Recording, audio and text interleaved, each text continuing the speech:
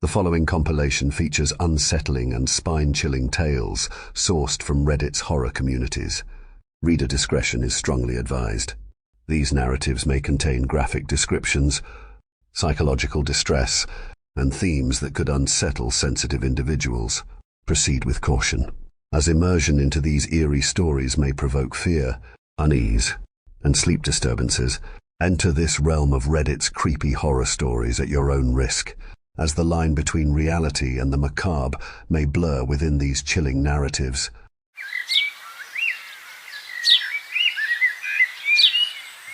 When I was little, it started. My small, weak nails were just too easy to remove. I could get lost in another world, biting them off, until eventually all that was left were jagged, bloodied stubs. It was a horrible habit that followed me into my teenage years and became a point of contention for my mother. I used to bite mine, you know. Then your aunt got married, and I used this awful stuff that you painted on, and it tasted so bad, it put me off biting them for good. I'll get you some if you like. Then she'd tap her beautiful, strong, natural nails on the table in a show of prowess. I'd look down and hate my jagged stubs. It was unconscious. I didn't even know I was doing it until my exposed nail bed was raw and sore. I tried the stuff. It tasted awful, and still I persevered. I'd never have nice nails. This went on for years, even as I got older and more aware of how I looked. Eventually, I left school and got a job at a mental health charity, and the sudden injection of money spurred my vanity into finally finding a solution to the nail biting. My first set of acrylics were gorgeous, so long they could poke out an eye and filed to deathly point. Gold glitter flicked across them. I loved them so much it was like the biting was forgotten. I got my nails done every month after that. I didn't give my natural nails a chance to breathe for years, and I couldn't bite through the thick acrylics, even if I wanted to. It was the perfect solution, and it pleased my mother. "It's so nice to see you being a little bit girly, my beautiful daughter." She'd smile, and it would melt my heart. She'd always wanted a little glamorous mini-me, and instead she got a chubby, nerdy goth who hung out with boys. But I was girly. It was a common ground. Without real bills, as my wages grew, I found new ways to satisfy my need to present myself nicely. The nails stayed groomed, and I got really into makeup, collecting every viral palette on the internet, and perfecting highlighting techniques so I could glow like a disco ball. I loved it. It was so much fun. But it was a gateway into the habit that would come to ruin my life and lead me here, asking for help. I'm getting ahead of myself, but my heart is beating so fast my chest might burst. It started with the structured Instagram brow. I know, not the most threatening concept in the world, but for me, it led to my greatest love. The tweezers. I took so much joy in plucking. I'd pluck every hair that seemed to stray from the perfect crisp line I'd created, and I'll be honest, I even quite enjoyed the pain. It got to a point where all I had was the inner half on one of my brows, because I'd decided the tail didn't grow right and I'd draw it myself every day. And getting those short hairs, the little prickly ones that grew back, it just felt so fucking satisfying. It wasn't like nail biting. People didn't see it as a bad habit. It was just zealous plucking reminiscent of the 90s and their pencil-thin browed generation. In fact, if any friends or family caught me without my perfectly drawn eyebrows and spotted the one that was a tuft, it became a running joke. It was funny. For a while, nothing really changed. I'd stand in the mirror, tweezers gripped firmly between my manicured claws, plucking to my heart's content. I got to keep a weird little habit, and the world saw a nicely groomed young girl. Everyone was a winner. I found the love of my life in that time. I say I found him, but really he was there all along. I fell in love with a boy I'd been friends with for over a decade. We had such a history together, and when it finally took a romantic turn, it just felt so right. We'd get high together, watching movies in his bed, just smiling about the world. I wish I could say it was all blissful, but his living situation wasn't great. His mother, an alcoholic with a shouty partner, created a hostile environment for him to live in, and one I didn't love visiting. Most young couples who move in together as quick as we did are doomed to fail. But we'd known each other so long it made sense to get him out of there. So my mother cried as I moved into my first flat. I missed home, but my mother and I were so close I wasn't scared, and I had the man of my dreams next to me every night. I kept the love of makeup, but not the disposable income that I'd had with living with a parent. I'd become so accustomed to keeping up with the limited edition releases that the makeup won in a heartbeat, and soon, acrylic nails monthly were just out of my budget. I didn't go back to nail biting.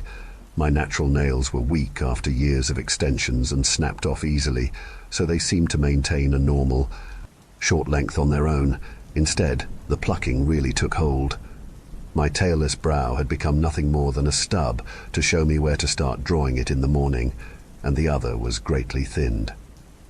My boyfriend would laugh at the little tuft left behind. Around that time, the chin hair made its first appearance. Don't lie to yourselves, ladies, we've all been there. You stroke your face and suddenly feel a sharp little thick hair that makes you feel as if you're about to grow a lustrous beard. That got plucked too. Every stray hair I deemed too thick or long on my face did. Eventually, my tweezing began to irk my boyfriend. Maybe he realized it was more than just grooming. I don't even think I did back then.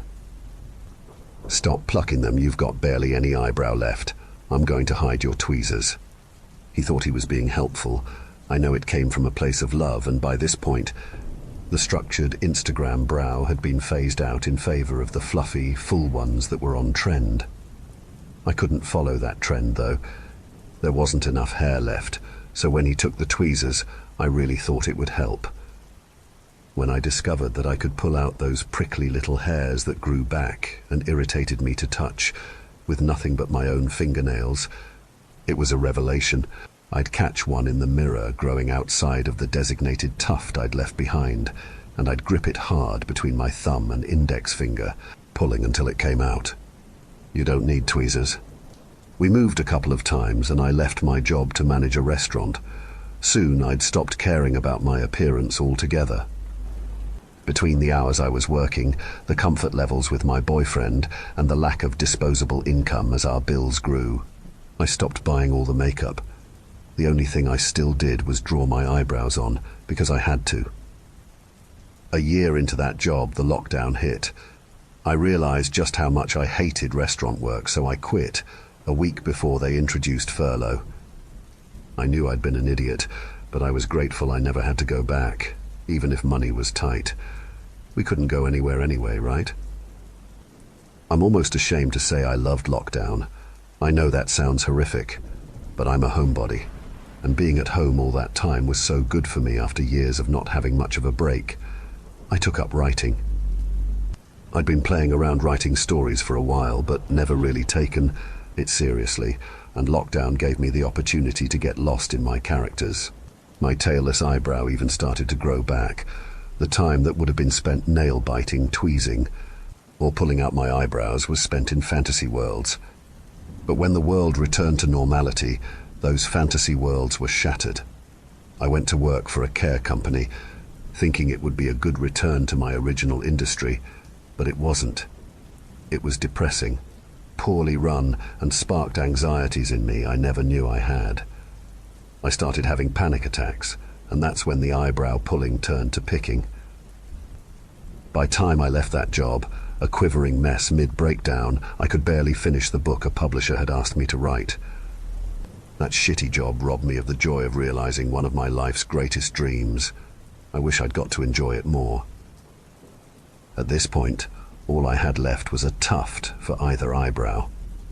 At some point, through the stress, I'd pulled out the feeble tail of the other one, leaving me looking permanently surprised unless they were painstakingly painted on. It's hard to find the will to draw them when you're depressed. Suddenly it wasn't so funny anymore. Can't you just let them grow back? You need to leave them alone. Have you tried getting rid of your tweezers? I'd get those questions all the time. I was too ashamed to admit I was pulling them. It was unconscious, just like the nail biting had been. I'd sit there in the evening watching mind-numbing TV, high as I could get myself, picking at the prickly little hairs desperate to grow back, and that fucking beard hair that tried every time I picked it out. I'd become so fixated that I'd be trying to pull them before there was anything to grip, and would make myself bleed digging at them. Eventually, I came through the crux of the mental health crisis. Got a new job in a sales environment with a load of great people my own age, and for a while, I was actually happy. I hadn't managed to get back to writing, but I was healing. Everything healed but my eyebrows. I've been there for almost 3 years, and all that time I never stopped picking. It wasn't as bad as when I made myself bleed, but it never went away. I just hid it with drawn-on structured Instagram brows. That leads me here. Things got stressful. It doesn't matter how that isn't actually relevant anymore. I'm explaining I was stressed, so you know why the picking got worse again. I don't know what time I started this evening, but my boyfriend is on a night shift. I'm Saturday here, alone watching the telly, and I must have started pulling and digging. I noticed when I pulled out the bit of metal. It resembled a hair, but it was thick and coiled like a tiny spring. Terrified, I pulled again, and there was another. When I run my fingers along my eyebrow line, they're everywhere, thick little fucking metal springs. I feel them stretch as I pull them, and they resist detaching from my face. There's one in place of the chin hair too. I can feel them everywhere. I thought I'd really lost it, but there's a pile of these little metal springs right in front of me. They're real, and every time I pull one, another one grows. There's blood caked around my nails, and I can feel it on my face. I've scoured the internet, paralyzed to my bed, too scared to look in a fucking mirror, and I can't find anything like this. All I found was you guys. You seem to go through some weird shit, and I'm hoping one of you, just one of you, knows what's going on here. I don't think I have long. They're growing. They've formed a curtain now, springing down from my eyebrows, almost covering my eyes. It doesn't matter how quick I pull, they always grow quicker. Fuck, please help me. Maybe things would be better if I'd kept biting my nails.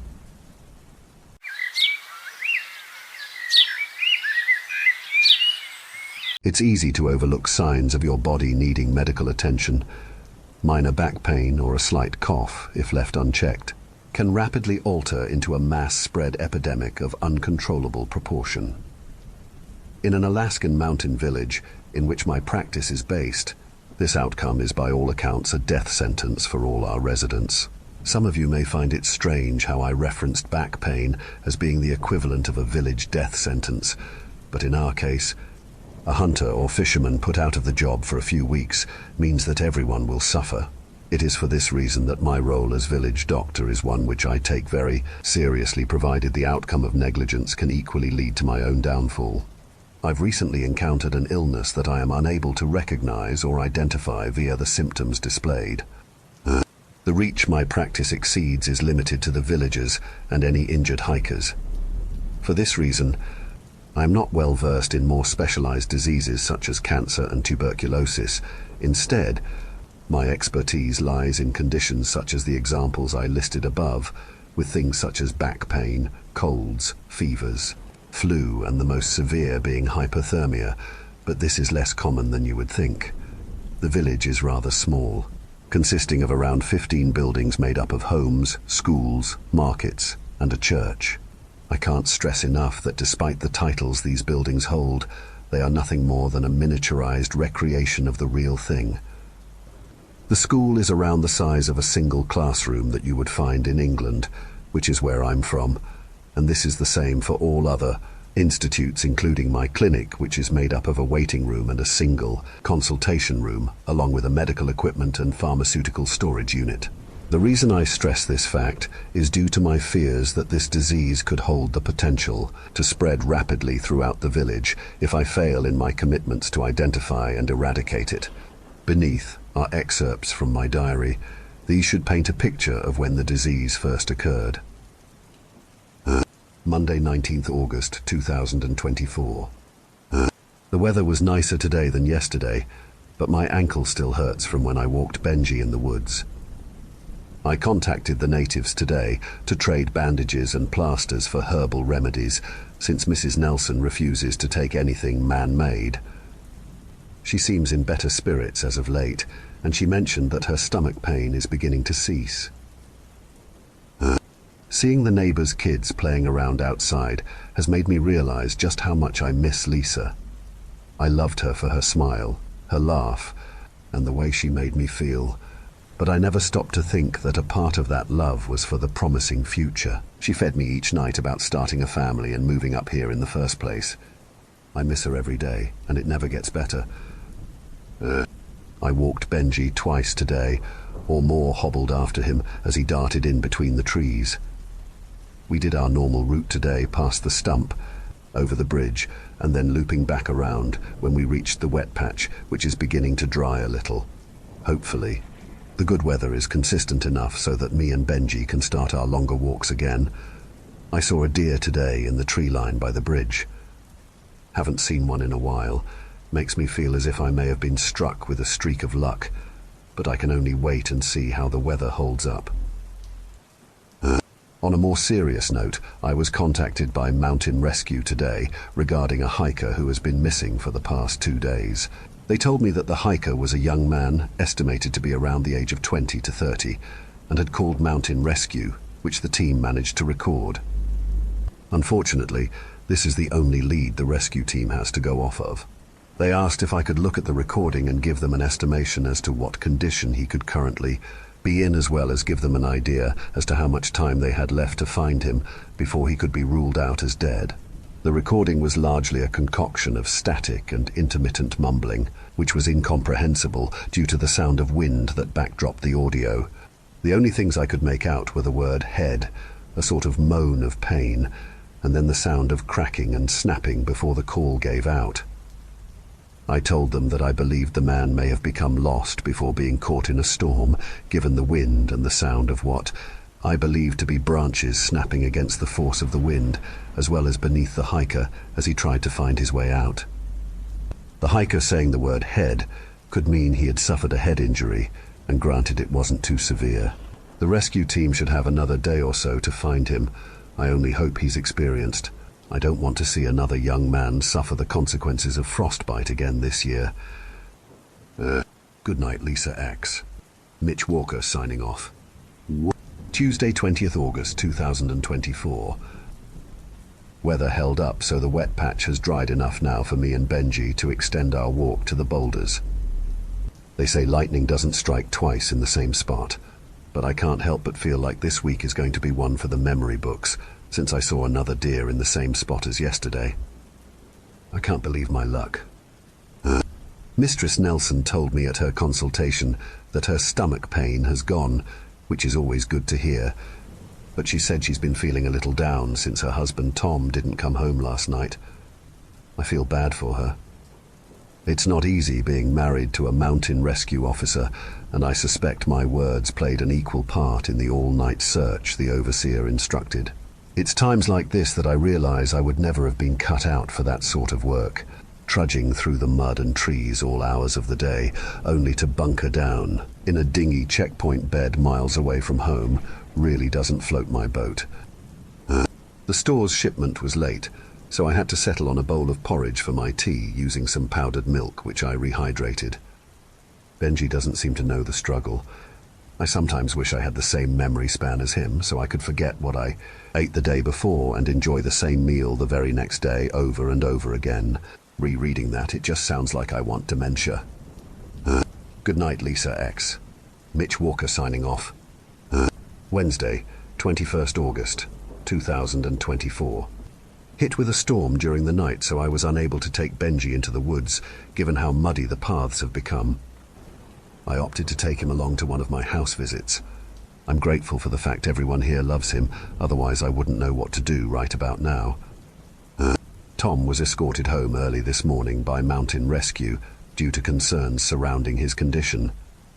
Mrs. Nelson called me to take a look. She greeted me at the door and had clearly been crying before I came. I asked if she was okay, but she replied with a quick nod before wiping the tears from her eyes with a tissue. She escorted me into their bedroom and took Benji into the living room downstairs while flicking on the TV.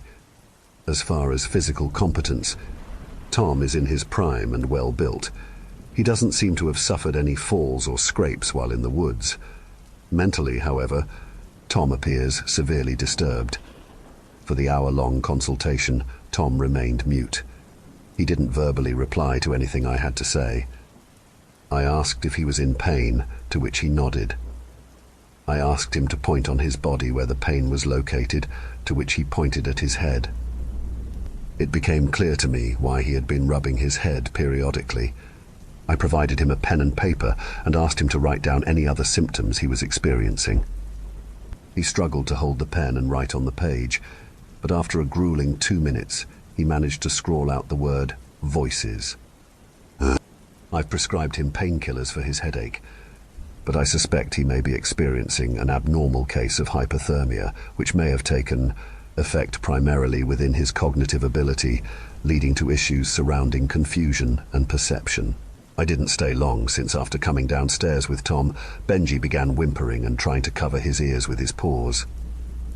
I think he may have heard something outside which disturbed him, which isn't any wonder given Tom and Debbie live close to the village's power generator. The monotone buzzing probably sounded like the most terrifying thing imaginable to a dog. Luckily, Benji appeared in better spirits after we left. Good night, Lisa X. Mitch Walker signing off. Thursday, 22nd August, 2024. Today's events are all a blur, but I'll try to commit everything down to paper. Tom's condition has significantly worsened to a degree of unrecognizability. His head has tripled in size. I was unable to walk Benji this morning since I received a call from Mrs. Nelson requesting urgent care for her husband. She was frantic, hysteric. Her voice was almost incomprehensible as her words rapidly fluttered down the line. I didn't understand half of what she said, but I recognized the sound of desperation. When I arrived at the house, Debbie was already at the door, running up her drive to meet me. She was a mess of snot and tears, but she managed to say, "It's Tom. He's not right." I've seen a lot over the years. A man with his leg trapped under a fallen tree, a hiker impaled on his own walking stick, flu, colds, headaches, back pain, but I have never seen this in all my years of medical school. He was still alive, moans of pain escaping his lips every few seconds as his head pulsed. He was laid facing up in bed, his head propped atop a pillow with all the lamps on and positioned to face him.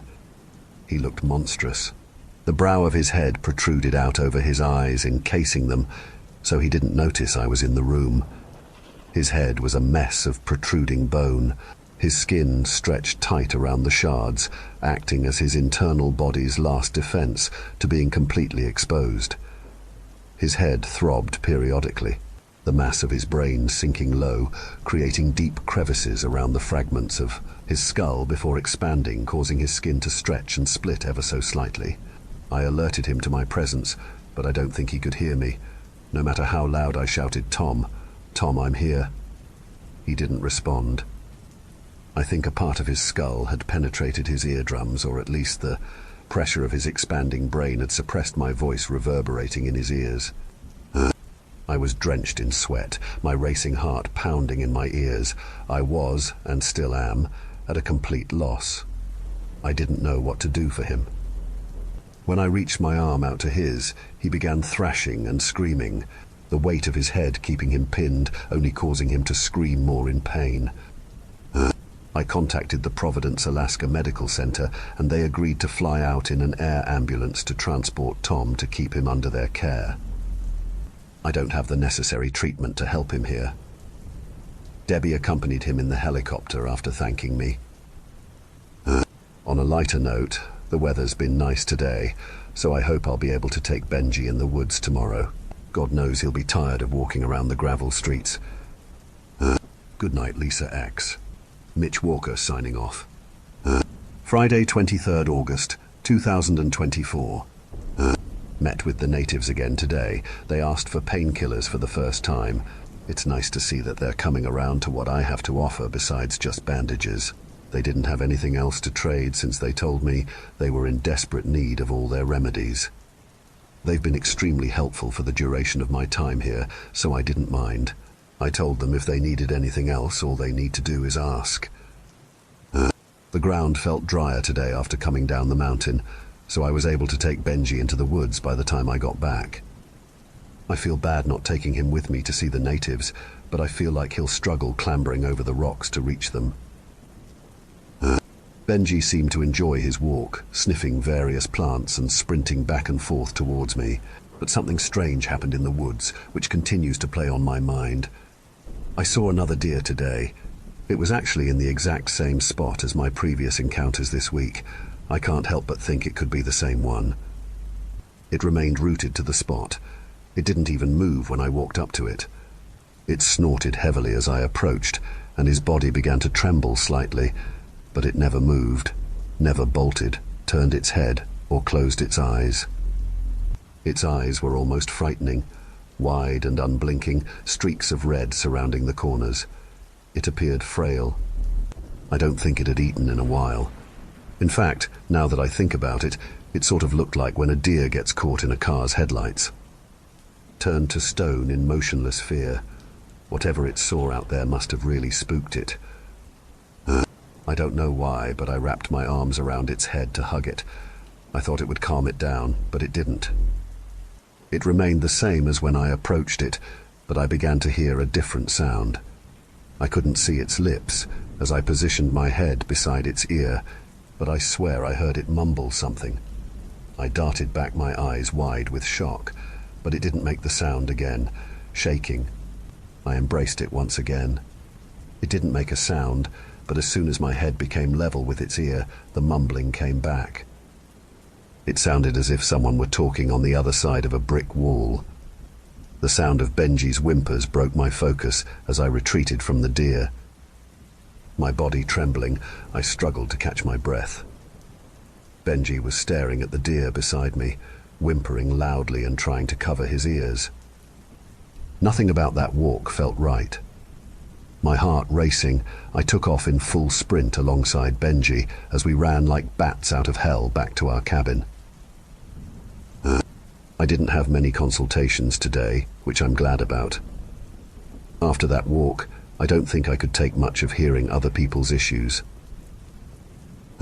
Good night, Lisa X. Mitch Walker signing off. I was hesitant to take Benji into the woods this morning, but what we saw only strengthened the fears I hold for our village's fate.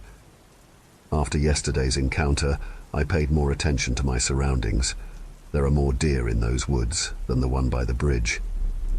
There are hundreds, close, far, some just dots in the distance. All of them remain motionless. The one I saw yesterday has yet to move.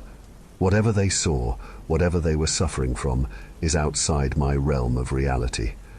I don't know if we caught it from them, or them us, but more of Mountain Rescue have returned home. They've all been escorted off the mountain by their team before being left at home, and their colleagues venturing back into the mountain. Everyone escorted is suffering from headaches. I'm terrified by the events in store for our village. I can't abandon them in this state. Lisa would never forgive me after I meet her in the afterlife. Has anyone encountered this sort of thing before? I could really do with your help.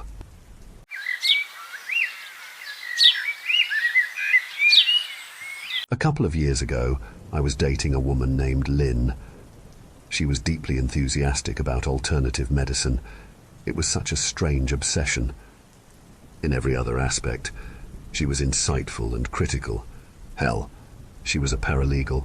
She just had this one blind spot that I could never figure out, and it was a big part of her life. We were together for 2 years. During that time, she had me try all kinds of strange treatments and experiences. Things like acupuncture, spirit healing, crystals, Reiki, Rolfing, and even a seance. I may or may not have been asked to do ayahuasca. I went along with it because I cared deeply for her, but the cracks in our relationship had started to show. Turned out we wouldn't last in the long run. But I don't want to talk about that relationship. I want to talk about this one treatment she took me to, and how it has shaped the life I'm living today. It's a bit complicated. I'm going to talk about step-minding. It was an early Minnesota morning, and the last session that Lynn and I would attend as a couple. We pulled into a nondescript parking lot, and Lynn lead me by the hand. We'd had an insane fight that morning about something I can barely remember. I think it was the order you put in your yogurt when eating muesli. Of course you put the muesli in first, right? It's like cereal. We entered a stale waiting room. The AC must have been off for days. I could taste the air. The only other person there was a short, balding man who spoke to us in a vaguely European accent, barely looking up from his iPad. "Stevenson's?" he asked. "Overexposure is room 4. "No, that's not us," I said. "We're..." Right, sorry," he sighed. "Wrong day." He tapped the screen a couple of times and nodded. "Step-minding couples treatment, still room 4. "Thank you." He wandered off, and I noticed he didn't have any shoes on. I pointed it out to Lynn, who elbowed me. She thought I was being judgmental. I just thought it was strange. I didn't want to start anything. She vehemently disagreed with my assessment, as always. We walked up to room 4. The door was already open. It was a plain, windowless room with a small coffee table surrounded by 4 basic office chairs. There was a vase with a single blue sunflower. There was a naked light bulb overhead with nothing covering it. The floor was covered in a plain grey carpet. There was a little note on the door that urged us to take off our shoes. Lynn just smiled at me, as if this explained everything. I rolled my eyes. We sat down across from one another and waited. It didn't take that long before a woman wandered in. She was in her 40s, wearing a sort of knitted white wool caftan. She had a combed-back flat Elvira-looking hairdo and covered herself in rings, chains and bangles. She shook our hands, smiling widely. "I'm Dr. Bogan," she assured us, "but please call me Jane." I wasn't feeling all too confident about what we were about to do. Jane described the procedure. Step-minding was a way to connect to one another in a new way, giving a better understanding of what it's like to walk a mile in their shoes. There were a couple of rules to remember before we started. For example, once the treatment started, we couldn't get up from our chairs. If we did, we'd get horribly nauseous. Also, we had a sort of safety noise. If someone were to snap their fingers 3 times in a sequence, that'd trigger a fail-safe that brought us right back. All in all, it seemed odd, but not like nefarious. Then we began. Jane rhythmically snapped her fingers, like someone tapping their feet to a slow song. She spoke in a monotone voice, asking us to look down. "Look at your feet," she said. "Imagine the feeling of walking, the way your muscles contract and your knee bends. Think of how it makes you feel, and imagine the sound you think your body makes." I don't remember the exact wording of what she told us next, but I remember how it made me feel. Without moving, we were supposed to imagine standing up, stepping across and through the coffee table, and sitting down in the chair of the person on the other side, our spirit passing through them, occupying the same space. We were to imagine looking at ourselves through the eyes of the other. There was a breathing exercise following the rhythm of her finger snapping. We joined our breaths, and Jane made us focus on each part of our body, leading from our toes up to the top of our heads. She called it materializing.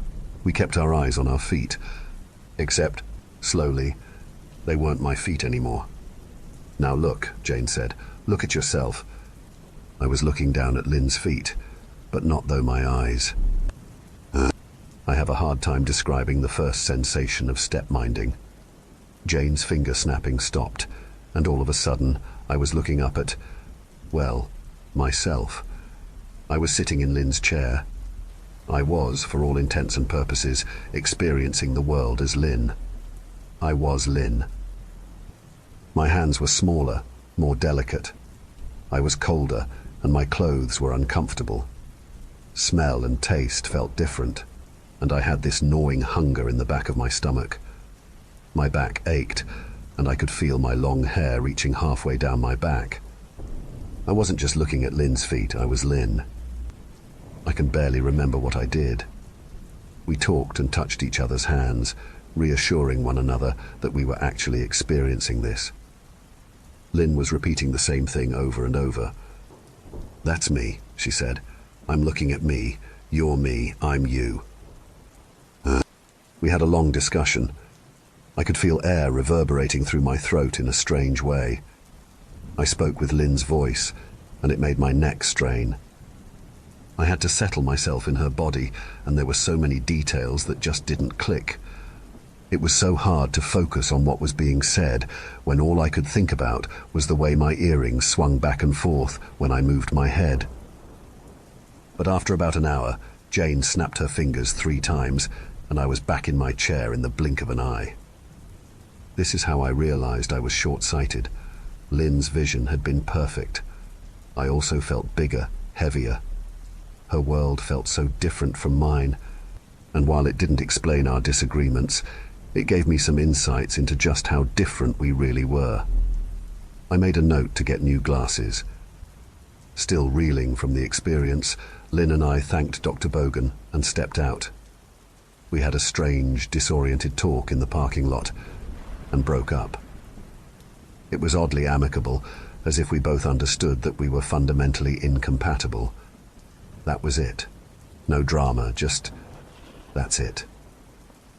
I thought about that day for weeks. It was so surreal. I mean, how do you go from a literal out-of-body experience and back to work on Monday morning?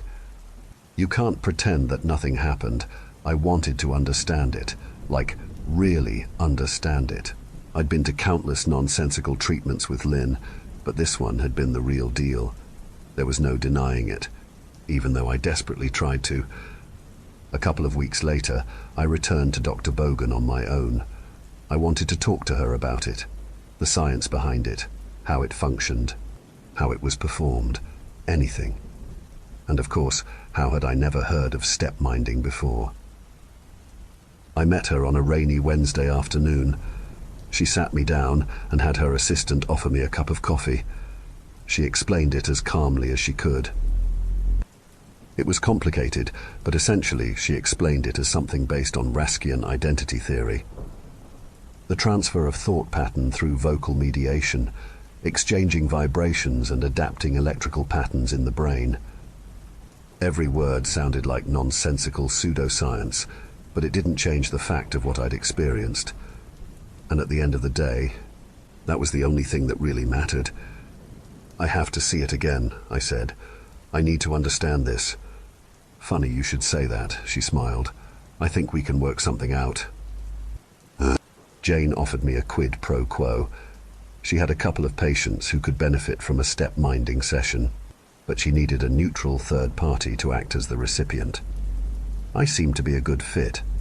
I was skeptical, but she had a little bonus to sweeten the deal. She'd pay me a handsome sum of cash for each session as a kind of consultation fee. I was a bit hesitant, but I agreed. 1 week later, I sat in on a session with Jane and one of her patients.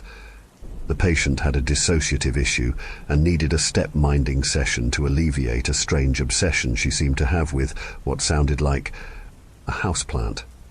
I didn't pay too much attention. I was nervous. I couldn't figure out why.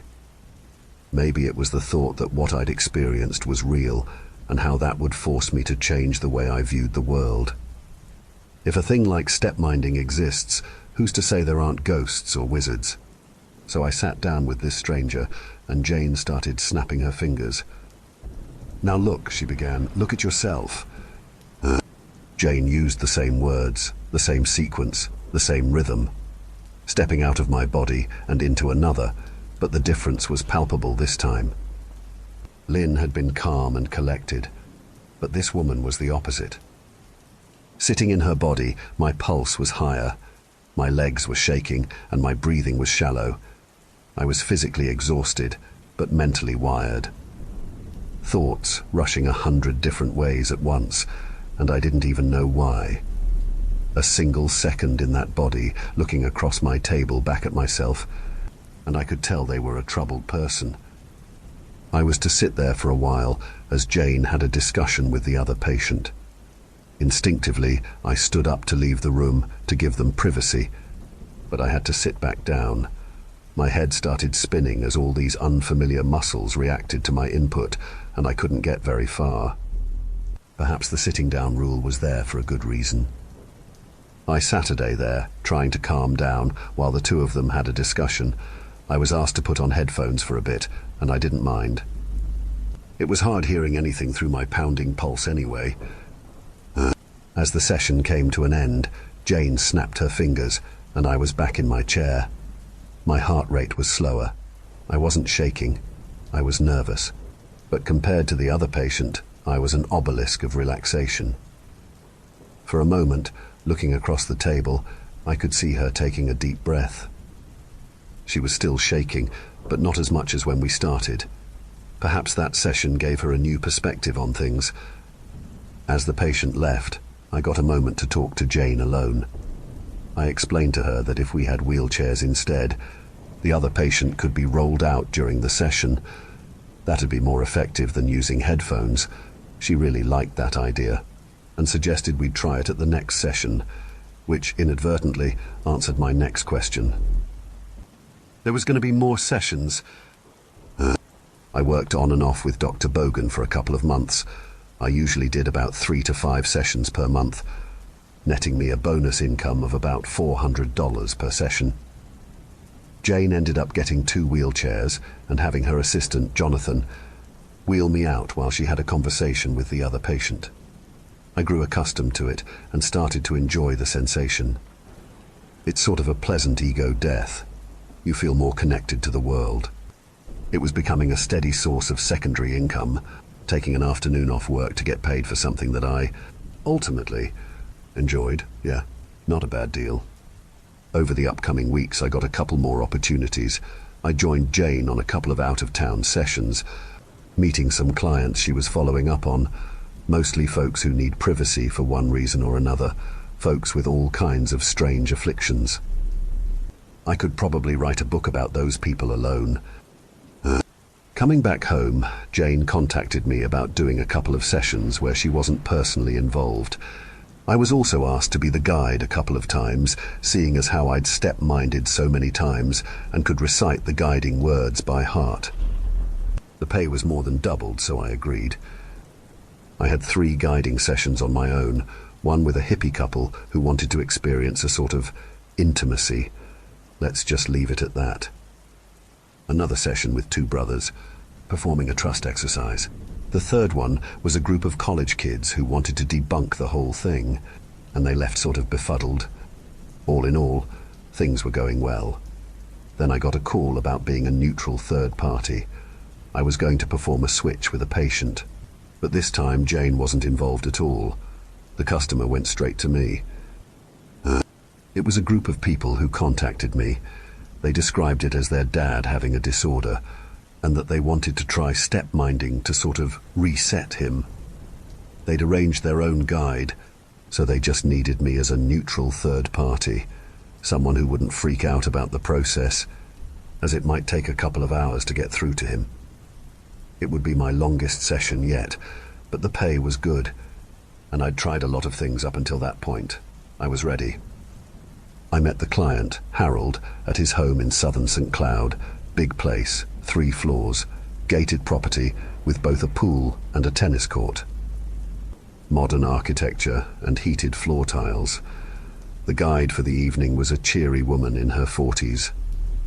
She gave off a bit of a college professor kind of vibe. Apart from the client himself, there was a group of 4 other people who seemed to be close relatives.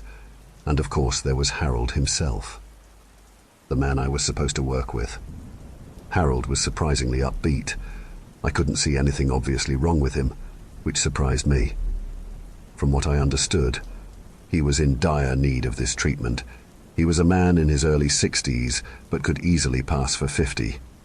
Hell, the man had better teeth than me. I could tell he must have been a salesman at some point. You can tell by the smile. I was introduced to the others, who introduced themselves as friends and family.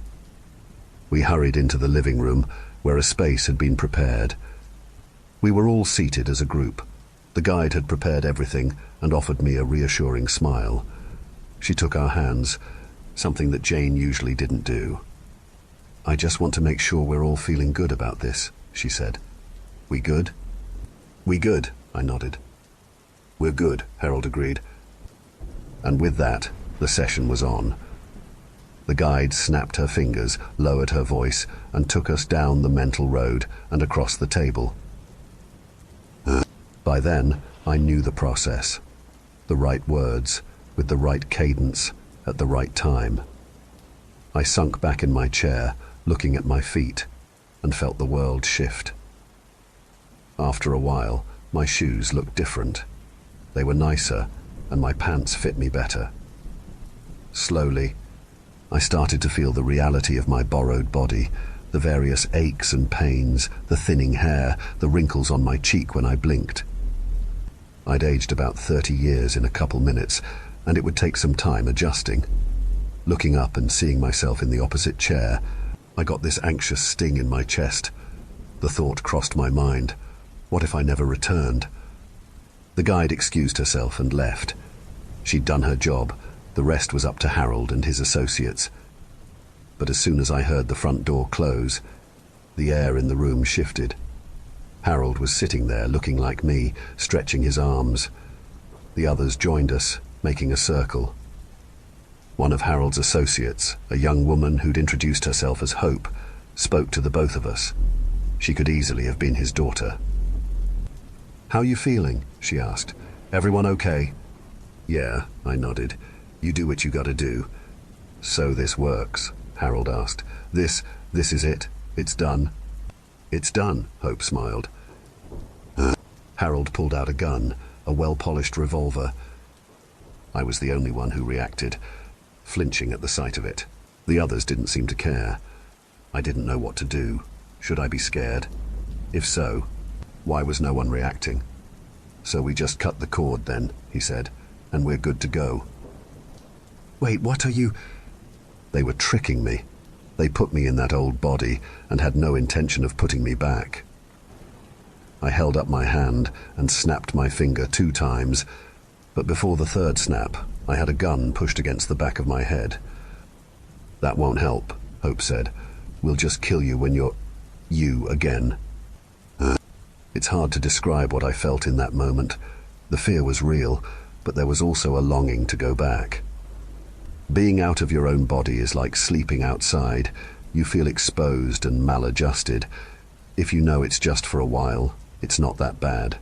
But if there's a chance you can't go back, it becomes terrifying, like getting lost in the woods. That's not even counting for the primal terror you feel from having a gun pointed at you. Harold seemed a bit confused, which made me realize that no one had explained the rules to him, that we couldn't get up, and that 3 snaps of a finger would cancel the effect.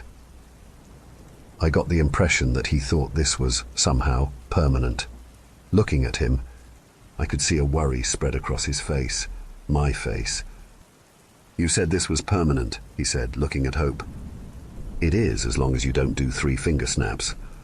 How's that gonna work when we cut him off?" "You're gonna have to make sure you're never around someone who snaps their fingers, Harold," she smiled. "That's not too much, is it? Do I have to remind you that I got the tapes to put you away?" Harold snarled back. "And that if anything were to happen to me, you're done." "Nothing's gonna happen, Harold," Hope chuckled. "Look, you're right there, safe and sound." She pointed at me. It was as if a light turned on in Harold's eyes. He was being double-crossed, just like me. In a desperate moment, he raised his handgun at me. I recoiled so hard that I fell out of my chair, feeling my heart skip a beat. Cold sweat spread across my arms, clinging to the thin inner fabric of Harold's expensive blazer. But there was no gunshot, just a click. His gun was empty. That click was the loudest sound I'd ever heard. I came crumbling down to the floor, feeling the effects of the first rule: don't get up. I was immediately nauseous. I felt like a bobblehead as my head went one way and my body another. I collapsed in a pile, trying to find the magic number of blinks to make the world stop spinning. "You'll never get past the safety checks," Harold screamed. "You'll never get the backups. It's all fingerprinted," Hope sighed. "Fingerprinted. Bio-coded, voice-checked. Sorry. A man raised his arm. There was no second click. Instead, there was a bang. I looked up with my ears ringing, watching a reflection of my dead self on the other side of the coffee table. Bullet to the brain. Nothing but blank eyes looking back at me. My face didn't look dead. It just looked sort of tired, like I was sleepy.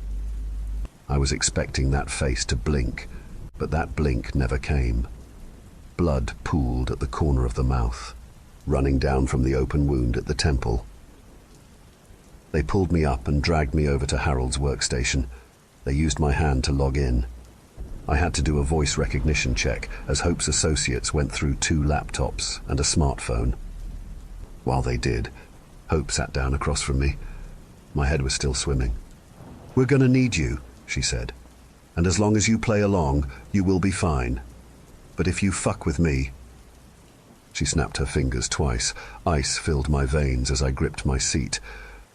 "I can't imagine something good would happen if we tried this," she said, lowering her voice. "So how about we just really pay attention?" She explained it to me. I was done for. Anyone in her crew could snap their fingers 3 times, and I'd be done. This also meant I couldn't perform step minding again, as you need a rhythmic finger snapping as part of the process. She explained the plan. They needed Harold alive to slowly transfer his company shares to someone else, without it looking all too suspicious. They needed access to his files, both immediate and over a longer time. They explained that they needed me around to make it appear that everything was fine. In return, I'd get to live in this amazing place, with whatever comforts I could ask for the rest of my days. But if I slipped up, snap, snap, snap, done, fade to black. It was so surreal, watching them wrap up my own body in black plastic. Men in tailored blazers scrubbing the floors and walls with bleach. Hope sitting across from me, rubbing her fingers together. "Where do you think you'll go?" she asked. "If I snap my fingers, where do you think you'll go?" "I don't know," I stuttered. "I don't." "Maybe you'll be fine," she shrugged. "Maybe there's something nice and warm on the other side. Or maybe the snapping doesn't even work anymore. Wanna try?" "No." "No," she smiled. "No, you don't. You're smarter than that. And maybe you're not the gambling type." She tapped the barrel of the gun on Harold's mahogany desk. "You can have all the parties you want. You got a big bank account," she sighed. "But maybe be careful about inviting musical people, those who stomp their feet or snap their fingers." And that was that. I was left there. I had keys to a place I didn't know, a phone full of numbers I didn't recognize. I just stood there in the chlorine-smelling house of a stranger. I didn't know what to feel. Ever since I first started step-minding, I had never considered this. It was unreal. I remember looking down at my own hand, not being sure if I could snap myself out of it. What would happen? Over time, I got used to the nausea. Nowadays, it's gone. I can walk around like anyone else, but I have to avoid crowds. I can't risk hearing those 3 snaps. I watch videos with the sound off and subtitles on. I only watch movies after checking the soundtrack, making sure there's no snapping in the songs. Radio is out of the question. You never know where you might hear it. And even if you do, does it work hearing it through a TV or in a song? Would you risk it? I won't. I can't. I don't think I can ever adjust. I've thought about contacting people from my old life, but I wouldn't know where to begin. How do you explain this? I have to be careful not to draw any attention to myself, or Hope and her cronies might return, and if they do, well, I don't know how far I can push my luck. I mean, I'm comfortable. Harold made close to 6 figures a month on passive income. I've learned most things about his life. He never married. He has no children, and most of his contacts are passing acquaintances at best. He was a lonely man, and now that's me. I've changed a couple of names in this story, as to not make it too obvious who I am. Then again, even if I said it outright. I can't imagine it would matter. No one's going to believe this. How do you convince someone that you're really someone else? It just sounds schizophrenic. I spend most of my days considering my options. I've thought about destroying my hearing as a safety measure. Yes, going deaf is awful. But you have no idea what it's like living with the thought that a sound that can be done at any time by anyone can kill you. It's exhausting, and you end up isolating yourself. So I'm typing this out on a fancy laptop on a mahogany desk. I'm Harold now, screaming into the void that I used to be someone else. I'm sipping on a drink from a glass with my initials on it, and when I go to bed tonight, I will do the same thing I do every night. I will take a long look at myself. I got better vision now. Harold isn't short-sighted, but I can't look at myself. I'm not there anymore. It's just Harold.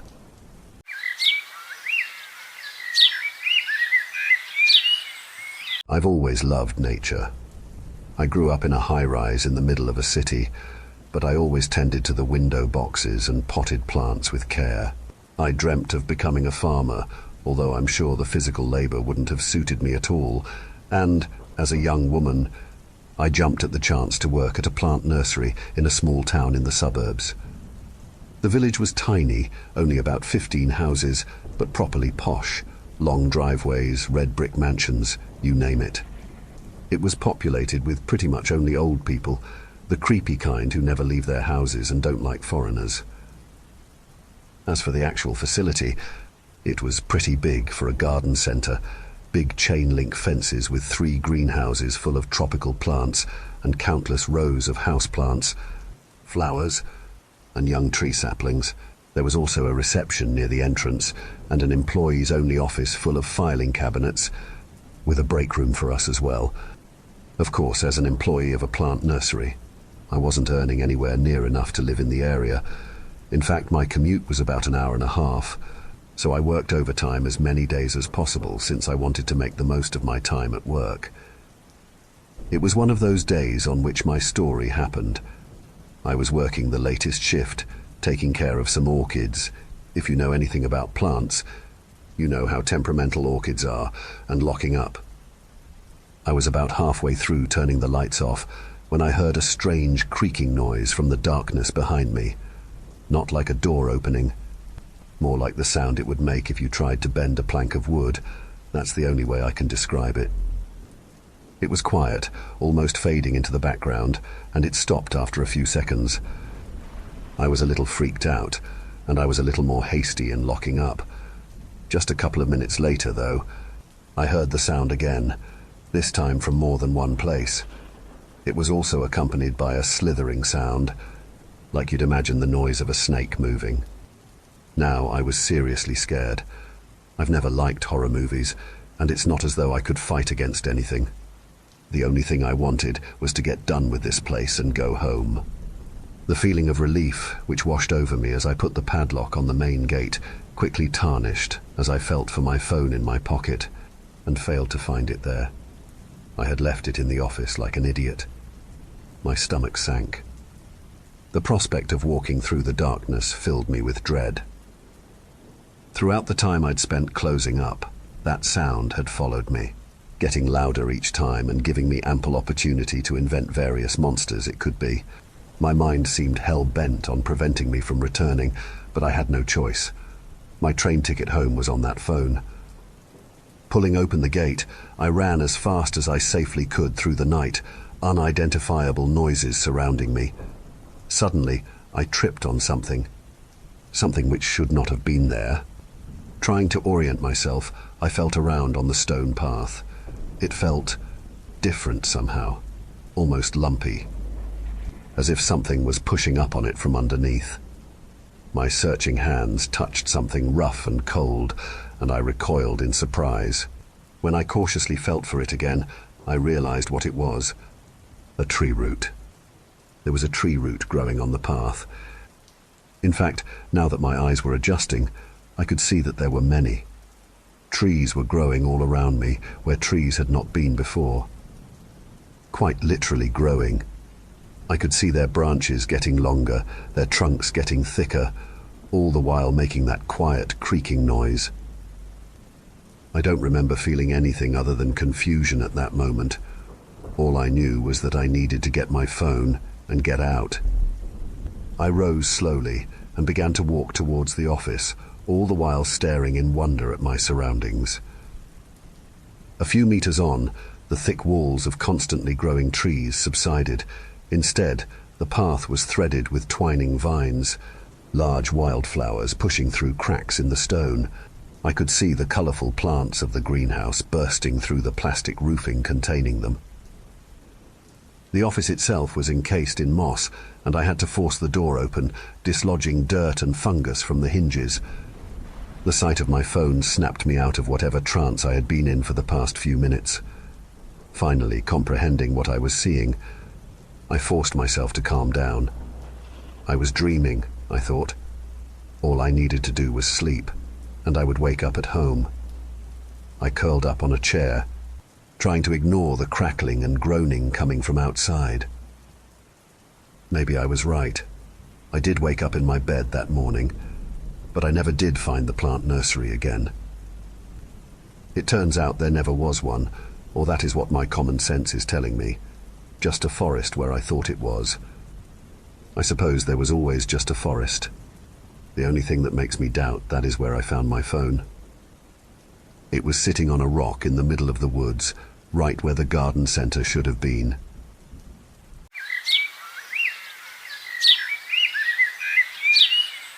The woods were supposed to be a refuge. After everything that had happened, I just needed to get away. My life had been falling apart. Work stress, a messy breakup, and the overwhelming suffocation of city life. The decision to spend a weekend in a secluded cabin, far from everything, felt like the only way to breathe again. The first day had been exactly what I needed. I woke up to the sound of birds, the crisp air filling my lungs as I stepped outside with a cup of coffee. The trees stretched up to the sky, their leaves rustling gently in the breeze. I spent the morning wandering the trails near the cabin, finding peace in the simplicity of nature, but that peace was short-lived. It started when I decided to go deeper into the woods. I wasn't worried about getting lost. I had my phone with GPS, a map, and I was confident in my sense of direction. Besides, I'd always been good at hiking, and the thrill of exploring uncharted paths was too tempting to resist. The deeper I went, the more the trees seemed to close in around me. The light filtering through the canopy grew dimmer, the air cooler. After a while, the trails became less distinct, overgrown with shrubs and brambles. I paused, realizing I hadn't seen a trail marker in some time. No big deal. I thought I'd just retrace my steps. But as I turned around, the woods felt different, more menacing. The path I'd come from seemed to vanish into the undergrowth. I tried not to panic. I took out my phone, only to find the GPS struggling to get a signal. The map app spun uselessly, and a cold trickle of fear ran down my spine. The sun was beginning to set, casting long shadows through the trees. I needed to head back to the cabin. I walked in what I thought was the right direction, but nothing looked familiar. The trees all started to blend together, their branches reaching out like twisted arms. I picked up my pace, my breath coming faster, trying to ignore the creeping dread clawing at the edges of my mind. Then I heard it, a rustling in the bushes behind me. I froze, straining to listen. It could have been anything, a deer or a squirrel, but the noise was too deliberate, too careful. It was as if something was watching me, following me. "Hello?" I called out, my voice trembling. The rustling stopped. Silence fell over the woods, heavy and unnatural. I waited, my heart pounding in my chest, but there was no reply. I took a step forward, and the rustling started again, closer this time. I didn't wait to find out what it was. I broke into a run, branches slapping against my face, my feet stumbling over roots and rocks. I didn't care about the direction anymore. I just needed to get away. But the rustling followed me, growing louder, more frantic. Whatever it was fast. I could feel its presence behind me, just out of sight. A low growl echoed through the trees, primal and hungry, and I knew then that I wasn't imagining things. Something was hunting me. My lungs burned as I ran, my legs screaming in protest, but I didn't dare stop. The trees blurred past, and the last of the daylight faded into twilight. I was running blind, my mind a whirlwind of terror and exhaustion. Then, out of nowhere, I tripped. My foot caught on something, and I went sprawling, skidding across the dirt and leaves. The impact knocked the wind out of me, and for a moment, I just lay there, gasping for breath. But I could hear it, whatever was chasing me. It was close, too close. I forced myself up, pain shooting through my ankle, and looked around frantically. The rustling had stopped, but the feeling of being watched was stronger than ever. My eyes darted through the darkened woods, searching for any sign of movement, but I saw nothing. The woods were deathly silent again. Then, from the corner of my eye, I saw it, a figure standing just beyond the tree line, shrouded in shadow. It was tall, impossibly tall, with limbs that seemed too long for its body, its head cocked to one side, as if studying me, and a wave of nausea hit me as I realized its eyes were glowing, a sickly, pale yellow. I wanted to scream, to run, but my body refused to move. The creature stepped forward, its movements unnaturally smooth, almost like it was gliding. As it approached, I could see its features more clearly, or rather, the lack of them. Its face was a grotesque mockery of a human's, with skin stretched too tight over its skull, and its mouth, if you could call it that, was a jagged line that split its face in two. I scrambled backward, trying to put distance between us, but the creature didn't rush. It moved slowly, deliberately, as if savoring the fear radiating from me. Then it spoke. Its voice was a distorted echo, as if a dozen voices were speaking at once, some too high-pitched, others too deep. Lost, alone, afraid. It whispered, each word crawling under my skin, twisting my insides with dread. Why do you trespass? My voice failed me. All I could do was shake my head, tears streaming down my face. The creature leaned closer, its breath a foul stench of decay, and for a moment I was certain this was it. I was going to die out here, devoured by whatever this thing was. But then something changed. The creature stiffened, its head snapping up as if listening to something I couldn't hear. Its glowing eyes narrowed, and for the first time I saw something that looked like fear cross its twisted features. It turned its head, slowly scanning the woods around us, and I followed its gaze, though I didn't want to know what it was looking for. The air grew colder, the temperature dropping so rapidly that I could see my breath in the air. The trees around us creaked and groaned, their branches shaking as if buffeted by an invisible wind. And then I heard it, a low, rumbling growl that vibrated through the ground, through my bones. It was deeper than anything I'd ever heard, more primal, more terrifying. The creature in front of me recoiled, taking a step back. Its glowing eyes darted around frantically, and for the first time, it looked unsure, even vulnerable.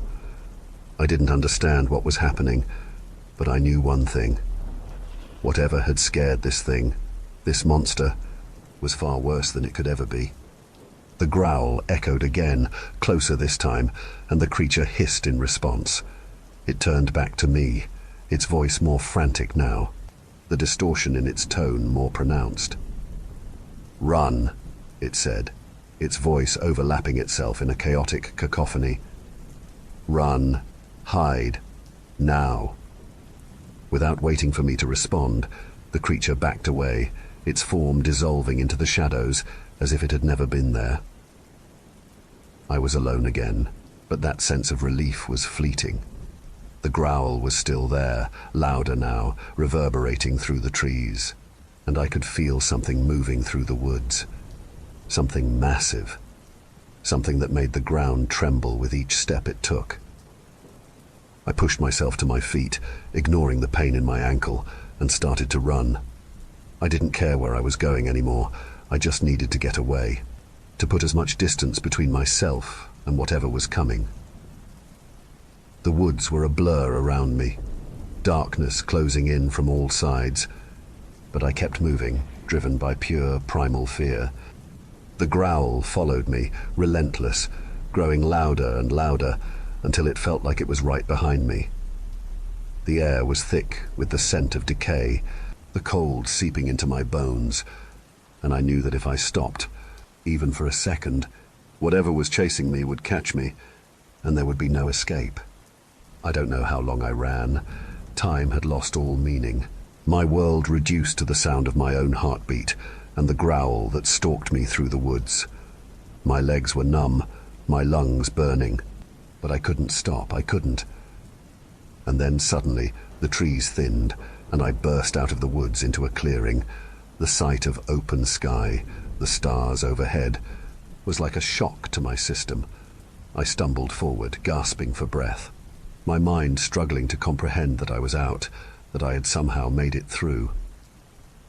But the growl, it was gone. The air was still, the woods behind me silent. I turned, half expecting to see something emerge from the trees, some monstrous form to come crashing through, but there was nothing, just the wind whispering through the leaves. I didn't trust it. Every instinct screamed at me to keep moving, to not look back, but my legs wouldn't cooperate. I collapsed onto the grass, my entire body trembling with exhaustion and fear. I was safe, I tried to tell myself. Whatever it was gone. But even as I sat there, staring back into the dark maw of the forest, I couldn't shake the feeling that I was still being watched, that something was still out there, lurking just beyond the edge of the trees, waiting for the right moment. And then I heard it, a voice, faint and distorted, carried on the wind, my own voice, calling out from deep within the woods, pleading, desperate. "Please, help, I'm lost." My blood turned to ice. It was unmistakable. My own voice, distorted and echoing through the trees. It wasn't possible. It couldn't be possible. But there it was, drifting through the night air like a mocking whisper. "Please, help, I'm lost." The words repeated, each one hitting me with a wave of dread. I scrambled to my feet, my heart racing again, but I couldn't force myself to move. It was like my legs were rooted to the ground, my mind paralyzed by the terror of what I was hearing. My voice, but not my voice. I turned slowly, my eyes scanning the darkness, searching for any sign of movement. The woods were still, eerily quiet, but the voice kept coming. Closer now, circling me, as if something was moving through the trees, just out of sight. "Please, I'm scared. Help me." My hands shook as I fumbled for my phone, hoping to use the flashlight, to shine some light on the surrounding area, to see what was out there. But my phone, which had already failed me in the woods, flickered to life for only a moment before the screen went black, completely dead. I cursed under my breath, the last shred of control slipping away as the voice continued to circle me. Then, from the corner of my eye, I saw it. A figure standing at the edge of the clearing, half hidden by the shadows of the trees. It was too far away to make out any details, but the shape was familiar. It looked like me. No, not like me, it was me. I stepped back, my breath catching in my throat as the figure mirrored my movements, stepping forward into the moonlight. I stared in disbelief as I saw my own face staring back at me, my own eyes wide with terror, my own mouth forming those same desperate pleas. "Please, help, I'm lost." The words were wrong. twisted, like a recording played on a loop, and I realized with a sickening lurch in my stomach that the figure wasn't quite right. Its movements were jerky, its features just slightly off, like someone trying to paint a picture from memory and getting the details wrong. The figure took another step closer, and as it did, its face began to change. The skin rippled, stretching, and the mouth split open into a grotesque grin that tore across its face. The eyes, which had once been a mirror of my own, glowed with a sickly yellow light. It wasn't me. It was the creature, the skinwalker, and it was using my voice, my face, to lure me in. I turned to run, but the moment I did, the air grew heavy again, that oppressive cold seeping back into the clearing. The growl returned, low and menacing, vibrating through the ground beneath my feet. The skinwalker frowned, its grin faltering as it whipped its head around, searching the darkness. The growl was closer now, much closer, and I could feel the ground trembling with the weight of whatever was approaching. The skinwalker hissed, its distorted voice breaking into a cacophony of overlapping sounds, a frantic chorus of voices pleading, crying, screaming.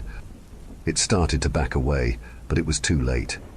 The woods exploded with movement as something massive barreled out of the trees, crashing into the clearing with a force that knocked me off my feet. I hit the ground hard. The wind knocked out of me, but I forced myself to look up. What I saw defied comprehension. It was a creature of darkness, a mass of shifting shadows and grotesque forms that writhed and twisted, never settling into a single shape. Eyes, douncins of eyes, glowed from within the mass, and a maw of jagged teeth opened wide, releasing that deep, primal growl that reverberated through the clearing. The skinwalker screamed, a sound that pierced the night, and it turned to flee, but the shadow beast was faster. It surged forward, tendrils of darkness shooting out, wrapping around the skinwalker, dragging it back into the depths of the woods. The last thing I saw of the creature that had been hunting me was its face, my face, twisted in a final, desperate scream before it was consumed by the darkness. And then, just like that, the clearing was silent. I lay there, too stunned to move, my mind struggling to process what had just happened.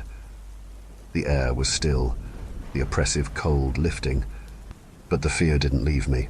I knew I wasn't safe. Not yet. Whatever that thing was, it had taken the skinwalker, but it was still out there, lurking in the darkness, waiting. I forced myself to stand, my entire body trembling. I couldn't stay here. I had to get out, had to find my way back to civilization, to safety. But the woods were vast, and I had no idea which way to go. I glanced back at the spot where the skinwalker had been taken, the ground disturbed, the grass flattened, but there was no sign of the creature or its predator. And then, from the darkness, I heard it. Not a growl this time, but a whisper, low and insidious, slithering into my mind. Run. It wasn't a threat, it was a warning. Without another thought, I turned and ran, sprinting across the clearing and into the woods. The trees closed in around me, the darkness thickening. But I didn't stop. I couldn't. I didn't know what was behind me, but I knew I had to keep moving, had to get away. The whisper followed me, echoing through the trees, urging me on, and I ran until my legs gave out, collapsing in a heap on the forest floor. I lay there, gasping for breath, waiting for the growl, for the whispers, for the darkness to claim me. But nothing came. The woods were silent again, the oppressive presence gone, and for the first time, I felt like I might actually survive this. I forced myself up, my body screaming in protest, and continued forward, walking through the night, praying that I would find the cabin, or at least the road, anything that would take me away from this nightmare. I don't know how long I walked, but eventually I saw a light in the distance. It was faint, but it was enough to renew my strength, to push me forward. I stumbled through the trees, my vision blurring with exhaustion and fear. until I broke through the undergrowth and found myself standing on a dirt road. The light was coming from a small cabin, not mine, but it didn't matter. I staggered toward it, every step an effort, and pounded on the door. A few agonizing moments passed before it opened, and a man stood there, his eyes wide with surprise and concern. "Please," I gasped, my voice barely a whisper, "help me." He didn't hesitate. He pulled me inside, shut the door, and the warmth of the cabin washed over me, a stark contrast to the cold that had gripped the woods. I collapsed onto the floor, my body giving out, and darkness took me. When I woke, I was safe. The man had called for help, and I was taken to the hospital, treated for exhaustion and dehydration. They found my cabin, but they never found the creature or its predator. I didn't tell them what I had seen. They wouldn't have believed me anyway. But I knew the truth, knew that the woods were haunted by more than just ancient trees and wildlife. There was something out there, something beyond human comprehension, and it was hunting the hunters. I left the city after that, moved far away, somewhere the woods were nothing more than a distant memory. But sometimes, in the dead of night, I wake up to the sound of a low growl, or a whisper that slips through my mind like a cold breeze, and I know, deep down, that it's still out there, waiting, and one day it might come for me again. Thank you for venturing into the darkness with us. If you dare to explore further, be sure to subscribe to our channel for more spine-tingling tales of horror and the supernatural. Remember, the shadows hold endless mysteries, waiting to be unveiled. Stay tuned for more bone-chilling stories as we continue to traverse the eerie depths of the unknown together. Until next time, may your dreams be free from the haunting echoes of our tales. Or perhaps not.